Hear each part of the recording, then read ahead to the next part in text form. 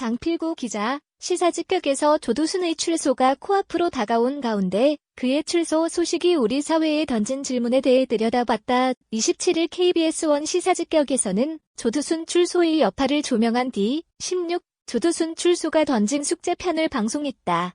12년 전 8세 여자아이를 잔인하게 성폭행한 조두순의 출소가 코앞으로 다가왔다. 재범을 저지를 확률은 어느 정도인지, 어떻게 관리할 것인지 그의 사회 복귀를 둘러싼 우려의 목소리가 일고 있다.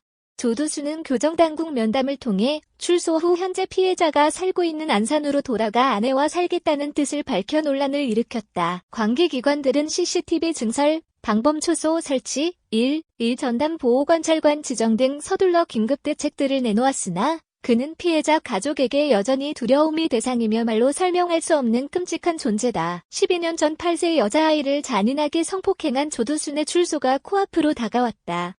조두순은 교정당국 면담을 통해 출소 후 현재 피해자가 살고 있는 안산으로 돌아가 아내와 살겠다는 뜻을 밝혀 논란이 됐다. 관계기관들은 CCTV 증설, 방범 초소 설치, 1 전담 보호관찰관 지정 등 서둘러 긴급대책들을 내놓았으나 그는 피해자 가족에게 여전히 두려움이 대상이며 말로 설명할 수 없는 끔찍한 존재다. 피해자 가족은 한 민간단체의 도움을 받아 거주지를 옮길 예정으로 알려졌다. 법무부에 따르면 올해 출소하는 성범죄자만 1,840명으로 매일 평균 5명의 성범죄자가 출소하고 있다. 그중 누군가가 내 이웃이 될지도 모른다는 공포에 이들을 격리하자는 주장까지 나오고 있는 분위기다. 조두순은 출소 후 전자발찌를 착용하게 된다. 법무부 위치추적중앙관제센터가 전자장치 부착자들을 전자감독 시스템을 통해 실시간으로 감독하고 있으며 전국 보호관찰기관들은 센터의 신호를 받아 전자장치 부착자들의 위치와 동선 등을 파악해 이상행동을 보이면 즉각 출동해 조치한다. 하지만 촘촘해 보이는 감시망에도 계속해서 재범 사건들은 발생하고 있다고 해 우려를 낳고 있다. 성폭력 피해자 A씨는 사건 후 족 구성원 모두가 우울증 약을 복용할 정도로 힘겨운 나날을 보내는 모습이다. A씨의 어머니는 딸의 고통스러워하는 모습을 보다 못해 스스로 생을 마감하기까지 했다. 최근에는 A씨가 우연히 출소한 가해자와 마주치기까지 했으며 불과 몇 초밖에 안 됐지만 너무나 길게 느껴졌다고 한다. 조두순과 같은 흉악범죄자 중 재범 위험성이 높은 이들을 선별해 구금, 보호시설에 수용하자는 주장이 나오고 있는 상황이다.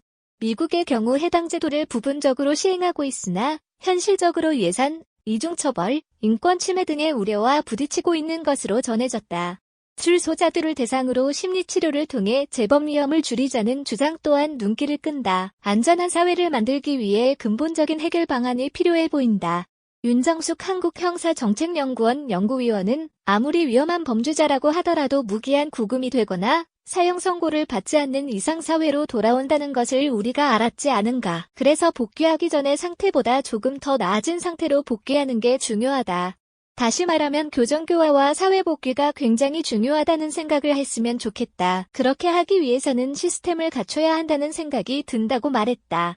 KBS 원탐사보도 프로그램 시사직격은 매주 목요일 밤 10시에 방송된다.